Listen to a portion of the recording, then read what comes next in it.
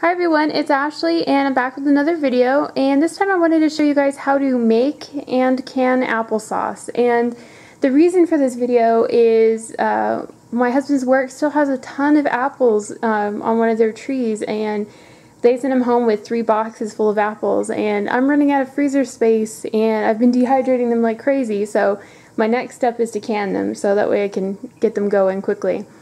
So, I'm going to show you guys first what kind of equipment that you'll need so that you can make and can your own applesauce, or just make and can pretty much anything.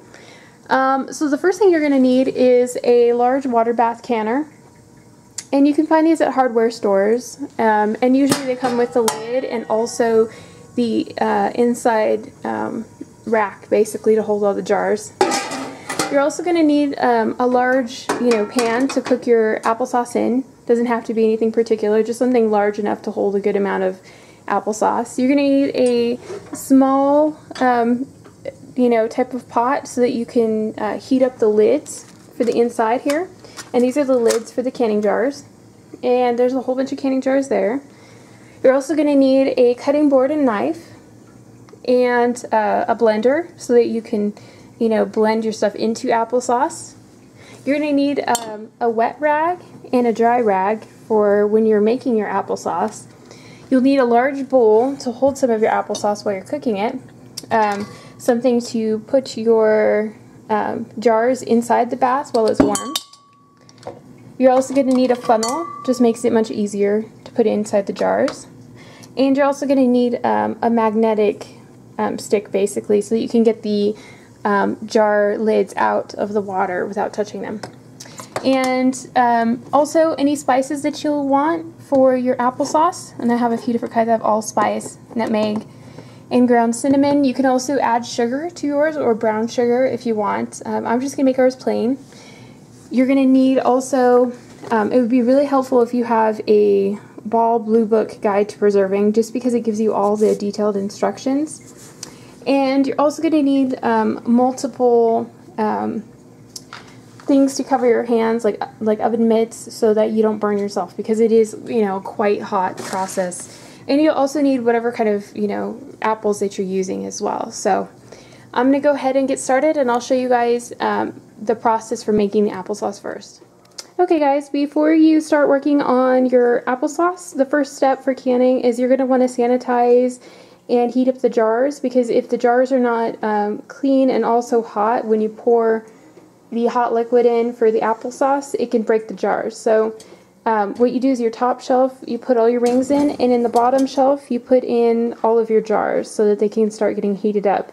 And the next thing that you're going to do is take all of your lids for sealing, and you're going to put them inside the little pot that I showed you with water, and you're going to put the temperature on very low, because these don't have to be as hot as quickly as the rest of these. So you can also put heated dry for the dishes, so that way they stay warm while you're waiting to can them. And I'll show you the next part. The next step is I put the lids inside here so they can start warming up, and I turn the heat on low. And then I filled this water bath canner pretty close to the top, because I'm canning quart jars and they take up a lot of space. You want to have at least 1 to 2 inches of water above the tops of your jars. And I put this on high, and I'm trying to get it to a rolling boil while I'm working on the apples. And I'll show you guys what I'm doing with the apples. So the first step with making applesauce is you take your apples and you want to make sure that you wash them really well. I like to make applesauce with the skins still on it, because it gives you a little bit of extra nutrition. And so what I'm going to do is I'm just going to take the apples, and I'm going to cut them in quarters, and then I'll chop them down a little bit smaller, and I'll throw them in the blender, and I'll go ahead and show you guys what that looks like. At this point, I have everything cut up, and this is going to be my first load. So what I'm doing is I'm going to add a little bit of water to it, and it won't really matter because we're going to cook it afterwards, so the water will burn off. So I'm just going to put a little bit in there to help it blend a little bit easier. That's about a cup of water that I put in there. And then I'm going to put everything together and blend it. And I'll go ahead and show you guys after I blend it, since it's so noisy. So the consistency looks pretty good. I got it blended, and I'm going to go ahead and add it to here.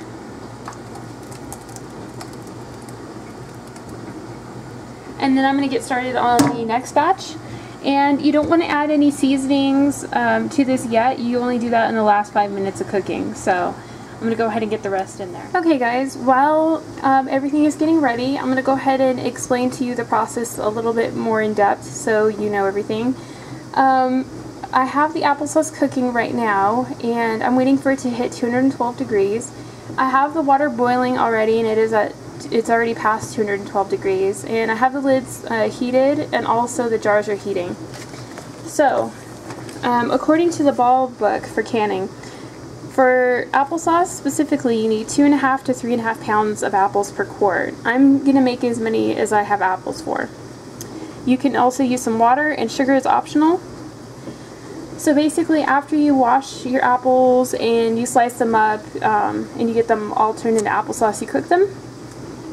And then you can add 1/4 cup of sugar per pound of apples, or you can just taste it and see what tastes the best for you. You bring the applesauce to a boil, which is 212 degrees Fahrenheit, and you stir while it's cooking so you make sure that it doesn't stick. You also have to keep the temperature at 212 degrees while you're filling the jars, and then you're going to ladle the sauce into the hot jars, leaving a 1/2 inch headspace. And this part is actually really important. If the temperature and the headspace isn't correct, you have a higher risk of bacteria being introduced into it. So if you can keep the temperatures very specific to that, and also keep the headspace, exactly where it needs to be, then you'll be in really good shape. And then you add the caps and you process the pints and quarts for 20 minutes in a boiling water canner. So 20 minutes is what it would take if you were at sea level. If you're at a different elevation, then you have to go back to the reference guide. Let's see if I can get to that real quick. Here it is. So because we're doing a boiling water canner, if you're at sea level, it would be 20 minutes. For every jump in elevation, you have to add this much time to your actual process. So I'm at like 5,000 feet, so I'm in the 3,000 to 6,000, which means 10 minutes extra. So I take my 20 minutes that it normally takes, and then I add 10 minutes, so it means it'll be 30 minutes because of the elevation difference. But essentially that's it, and I'm going to go ahead and show you guys the process once I have the applesauce perfect at the right temperature. And it goes really, really quickly, so I may not have time to talk as much because I'm just going to be throwing stuff in jars, but hopefully this helps.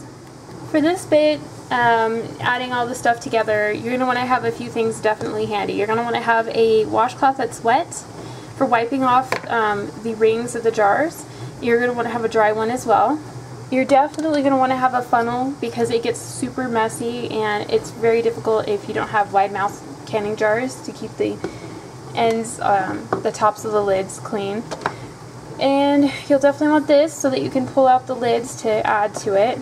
And this process goes so quickly, so it's very difficult to explain. And then when you're done, you're going to use this so that you can add this to the canning jar bath. So I'll go ahead and show you guys. Okay, here goes. I just pulled my canning jar out, and I'm going to go ahead and start filling it. I'm using this glove because otherwise it gets really hot. So I'm just going to start ladling this out here, and it gets really messy, so don't be surprised if your workspace is a crazy mess. And I'm just remembering that I have to leave a 1/2 inch headspace at the top. So once I get close, I'm going to remove the funnel. So that way I can keep a better eye on it. Let it settle. Use this a little bit more.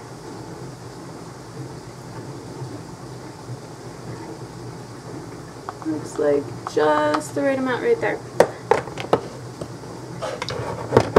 Maybe a little bit more. Okay. So the next step is to hold the jar, and you're going to wipe off the top of it because you want a good seal. So everything is wiped off and clear. I'm going to use this really quickly and pull off the lid.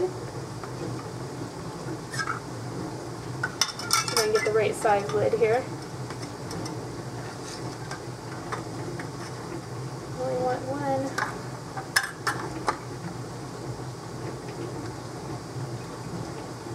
Ooh, it's getting hot. Okay. Going to pull off another one.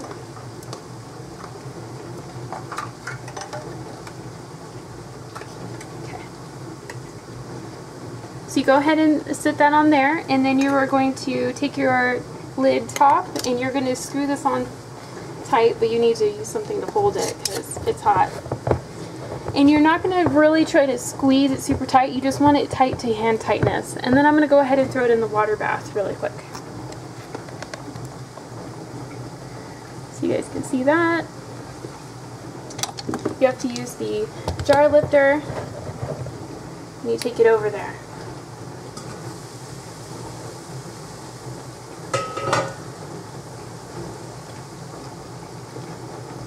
And then you keep the lid on it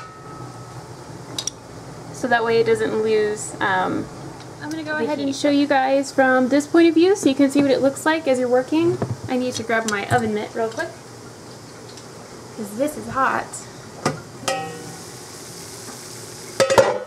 So as you can see, it's definitely boiling. And then as you put it in, you have to make sure that you're very careful to leave enough space and try to distribute them as evenly as possible. And then you put the lid back on it because you want to keep it boiling. Okay, so it's 4:50 now, which means I have to wait 30 minutes. So at 5:20 it should be ready, and I'll definitely check it. And then when you lift them out, you make sure that you put them on a spot where they can sit, you know, overnight and not move or be disturbed at all, and that way they can settle properly. And I'll show you guys that. But while those ones are going, I'm going to go ahead and reset my area because you can see it's messy. I'm going to clean it and prep more and get those ones going as well. Okay guys, this is the finished result, and just make sure when you put them out on the counter that you pick a spot where they're not going to be messed with for, you know, at least a day or so. You just want them to sit and be undisturbed so that way they seal properly. And something to listen for when after you take them out is make sure you listen for a pop. That's a good way to check if they're sealing. They should make little popping noises. And after they've been sitting for a day, you should go back and check and make sure that the lids are have popped, and you can unscrew the tops of them for storage. You don't have to leave the ring on them. Some people do, some people don't. It's just personal preference, whichever you prefer. But just make sure that they're sealed, and if they haven't sealed, put them in the fridge and use them up right away. That way they don't go bad. But I hope you guys enjoyed this video, and please like and subscribe, and I'll see you guys later. Bye!